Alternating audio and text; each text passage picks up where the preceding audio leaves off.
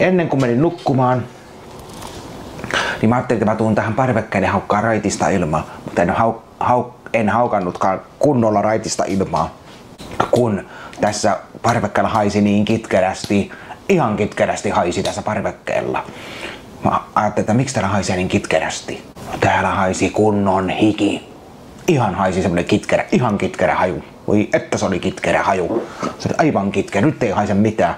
Nyt ei haise mitään, mutta silloin kun mä ajattelin tuossa ennen kuin nukkumaan menen ja haukkaa vielä raitista ilmaan, niin mä en kauta mikä kitkerä haju, ihan kitkerä. Ja sitten mä ajattelin, että kun mä menen nukkumaan, niin melkein vähän saman tyylinen haju leijaili makuhuoneessakin. Mä ajattelin, että mistä toi haju tulee. Ihan kitkerä haju tulee.